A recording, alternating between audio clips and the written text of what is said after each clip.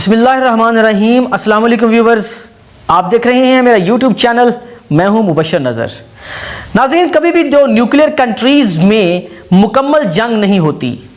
اگر ایران بھی یہ نیوکلیر پاور حاصل کر لیتا ہے تو یہ فارمولہ ایران پر بھی لگ سکتا ہے۔ جنگی امور کے ماہر کولمبیا یونیورسٹی کے پروفیسر کینتھ والز فورن افیئر جنرلز میں لکھتے ہیں کہ معقول سوچ رکھنے والا کوئی بھی شخص اپنے گھر کو جلتا نہیں دیکھ سکتا۔ اسرائیل کے پاس 200 نیوکلیر ہتھیار ہیں۔ ایران نیوکلیر طاقت بننے سے خطے میں استحکام پیدا ہوگا۔ ناظرین، والز کی اس آخری نقطے سے میں متفق نہیں ہوں۔ ہو سکتا ہے میں متفق ہوں یا ہو سکتا ہے میں متفق نہ ہوں، لیکن میں اس کی بالکل بھی حمایت نہیں کروں گا، کیونکہ بالآخر کسی صورت میں حادثاتی طور پر نیوکلیر ہتھیاروں کے چلنے کے امکانات موجود ہیں۔ حادثاتی طور پر کوئی بھی نیوکلیر ویپن چلنے کے بہت سے واقعات امریکہ اور سوویت یونین میں متعدد بار یہ پیش آ چکے ہیں، اور دوسری صورت میں یہ دہشت گردوں کے ہاتھ، جو شرپسند عناصر ہیں، یہ دہشت گرد تنظیمیں ہیں، ان کے ہاتھ لگنے کے چانسز بھی بعین موجود ہیں۔ اگر ہم بات کریں ایران کی، تو اگر ایران قریب ہے ایٹم بم بنانے کے، تو پھر بہت جلد یہ بھی ہونے والا ہے کہ سعودی عربیہ بھی نیوکلیر بم بنانے کی طرف تیزی سے مائل ہو سکتا ہے۔ اس کے بعد اگر سعودی عربیہ ایٹم بم بنانے کے قریب جا سکتا ہے تو پھر مصر بھی اس کے لیے اٹیمپٹ ضرور کر سکتا ہے۔ تو یہ ایک بہت خطرناک ہے۔ دوسری طرف اگر بات کریں عالمی طاقتوں کی، جن میں امریکہ ہے اور یورپ کے دوسرے کنٹریز ہیں، یا دوسری طرف ہم ایران کی بات کریں، تو مبینہ ایٹم بم کے اوپر جو ان کے بیانات یا ان کی باتیں آ رہی ہیں وہ بہت کنفیوز کرنے والی ہیں، اور جب تک یہ کنفیوز کرنے والی باتوں کا خاتمہ نہیں ہو جاتا اور جب تک کوئی واضح سوچ بحال نہیں ہوتی، تب تک انسان کے مستقبل کے اوپر ایک سوالیہ نشان اور ایک مسلسل خطرہ نیوکلیر ہتھیاروں کی صورت میں منڈلاتا رہے گا۔ اب جب بات کرتے ہیں ہم اوباما انتظامیہ کی، تو جب انہوں نے حکومت سنبھالی تو اس وقت انہوں نے ایران کے ساتھ ایک نیوکلیر ڈیل کر لی۔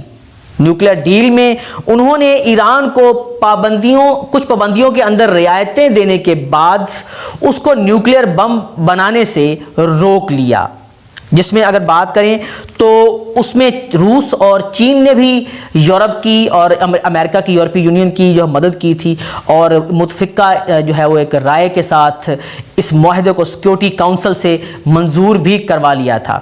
اب جب ٹرمپ انتظامیہ نے چارج سنبھالا تو انہوں نے سب سے پہلے آتے ہی امریکہ کو اس معاہدے سے الگ کر دیا، یک طرفہ طور پر، یہ نہیں کہ دونوں فریقین کی رضامندی سے، بلکہ یک طرفہ طور پر امریکہ کو اس معاہدے سے نکال لیا، جو کہ عالمی قوانین کی سراسر خلاف ورزی تھی۔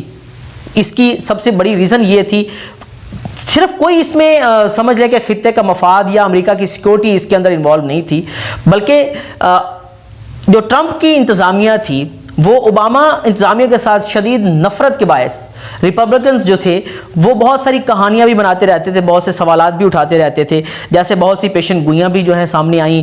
انہوں نے پہلے 1990 میں ایک پیشن گوئی کی کہ سن 2000 میں ایران جو ہے وہ ایٹمی جوہری طاقت بن جائے گا۔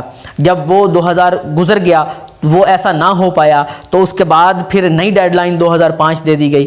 2005 کے بعد پھر اگلی ڈیڈ لائن جو دی گئی وہ 2015 کی دی گئی۔ اب جو حتمی پیشن گوئی ہے وہ اگلے سال کی جا رہی ہے کہ 2021 یا کے آخر میں یا 2022 کے آغاز میں ایران ایٹمی طاقت حاصل کر لے گا۔ اب یہ جو پیشن گوئیاں تھیں یہ CIA نے اپنے نام سے شائع نہیں کی، بلکہ مختلف ذرائع سے انہوں نے یہ خبریں سامنے لانے کی کوشش کی۔ اس کے بعد اگر ہم بات کریں ایک اور پہلو سے، تو کچھ حلقے آج بھی یہ بات کہتے ہیں، مانتے ہیں اس بات کو کہ ایران نے ابھی تک نیوکلیر بم بنانے کے پروجیکٹ پر بالکل کسی طرح سے کوئی کام ہی سرے سے نہیں کیا، یہ بھی کہا جاتا ہے۔ اس کے بعد اگر بات کریں ہم ایک اور طرح سے، تو ایران کے جوہری طاقت کی بات کرتے ہیں جو اس کا ایک ری ایکٹر ورکنگ پوزیشن میں ہے۔ اس سے پہلے ہم بات کرتے ہیں برازیل کی۔ امریکہ کو برازیل کی طرف توجہ کرنی چاہیے، کیونکہ اس وقت اس میں دائیں بازو کی سیاسی جماعت جو کہ تھوڑی سی شدت پسند سوچ بھی رکھتے ہیں، جائر بولسونارو، وہ حکومت سنبھال چکے ہیں، فوج کے بہت قریب بھی ہیں، اور یہ حکومت یورینیم کی 90% افزودگی بھی کر رہی ہے۔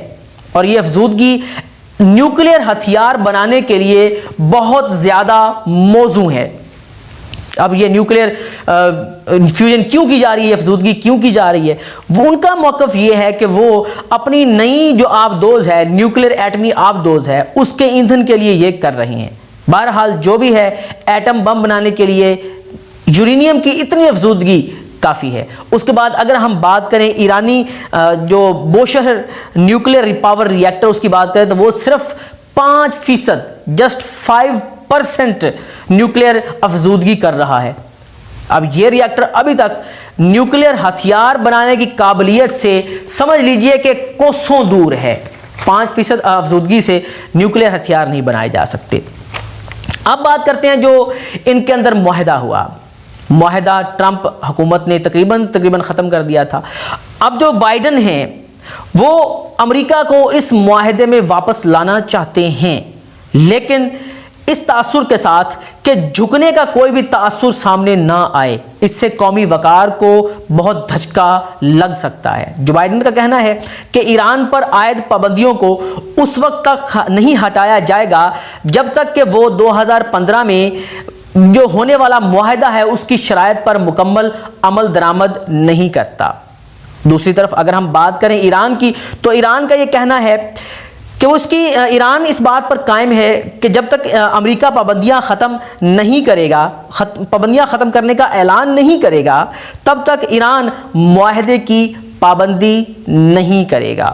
ناظرین، یہ بہت ہی ایک کشمکش کی صورتحال بن چکی ہے۔ اب جو اگر دیکھا جائے، اگر ہم یہ بات کریں کہ ایران کے ساتھ جو رویہ عالمی سطح پر اپنایا جا رہا ہے یا امریکہ کی طرف اپنایا جا رہا ہے، وہ اسے نیوکلیئر ہتھیار کی طرف لے جانے میں مدد فراہم کر سکتا ہے، بلکہ میں کہتا ہوں کہ نیوکلیئر ہتھیار کی طرف جانے کے لیے ایران کو مجبور کر سکتا ہے۔ اور خاص طور پر جب ایران پر حملے کی بات کی جاتی ہے تو اس کانسیپٹ کو ہوا مل سکتی ہے، اور یہ کانسیپٹ حقیقت کا روپ بھی دھار سکتا ہے، اور جو پیشن گوئیاں کی جا رہی ہیں ایران کے حوالے سے، وہ پیشن گوئیاں سچ ثابت بھی ہو سکتی ہیں۔ ایسے پروگرام کے ساتھ پھر بھی حاضر ہوتا رہوں گا۔